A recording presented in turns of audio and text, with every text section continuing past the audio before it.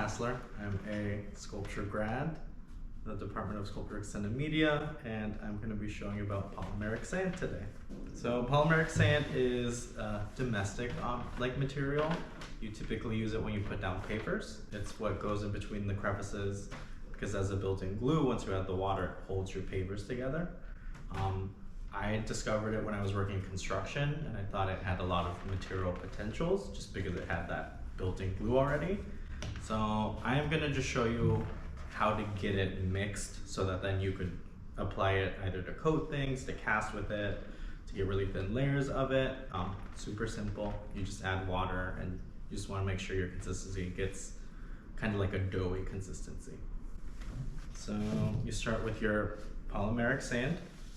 I always do little by little, and then you just have water.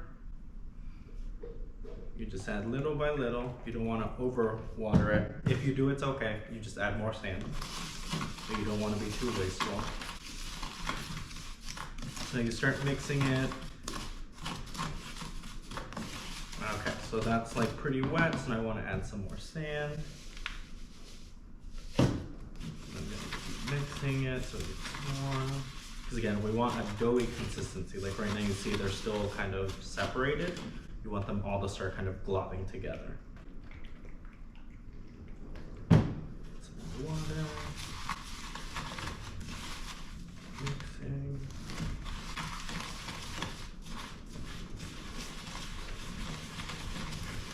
Yeah, pretty much kind of working just like with flour and like dough. You want them all to start globbing together.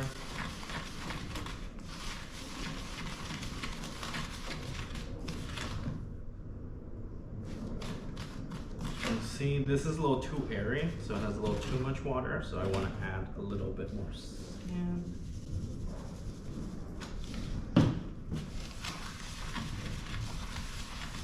And now you see as I'm starting to mix how it's all really just starting to stick together. That's the kind of consistency we want, to where it really is just like dough. That's how we'll get it to stick to itself. So once you have that consistency, I mean, really the possibilities are endless. You can cast it super thin. You can use it to coat things. You can kind of sculpt it and let it dry. Or you can actually make molds and like cast big objects. Like in this case, this is a sand cast of a sandbag. Cool. So you have that. I'll apply some gravity to it. Like again, you want to make sure you're mixing it in something that it's not going to stick to. So plastics are good. The other thing is it does need a lot of air and time for it to solidify. So typically if you're making a mold, you're either gonna have to make a mold that you can peel off of it so it slowly can get air and solidify.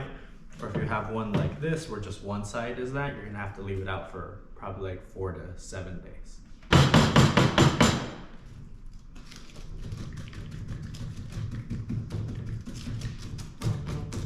Yeah, so like plastic or like silicone vessels are really good. You just have to be really patient with the material to really let it dry.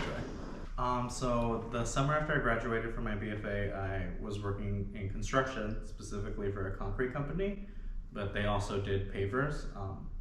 And when we would lay down the pavers, we had this sand that we would spread around because it gets through the crevices. But this specific sand, that's called polymeric sand, has a built-in glue. So after we would put it in the crevices, we'd spray the water, and that's what actually held the pavers together. I was really interested in this idea of like a sand that already had a built-in glue, which is also the materiality of sand and thinking about it as a fragile material, but that this had the potential to really solidify it and making something strong, but that could still communicate that fragility of the sand. A lot of the aesthetics of my work come from the construction site, and I've been interested in how sandbags are used on the construction site as almost like props, where they're not really considered objects in themselves, they're just there for their weight. So for that, I wanted to cast sandbags out of sand, but specifically I was doing things on them. So for this one, the indentations aren't from me kneeling to pray on them. I had other ones where it was me sleeping on them and some where I was playing dead. So interested in that indentation that could be captured in this really ephemeral material. I would say it's a little bit of a stubborn material. It I would be surprised if your first cast comes out great. I definitely have had some that have fallen apart because I'm not patient with it. So definitely be patient with it. Let it get its air so it can really dry out. But it's also like really mendable. You can make more of this and like reapply it to it and then sand it down. So there's a lot of potentials for it, but just be patient with the material.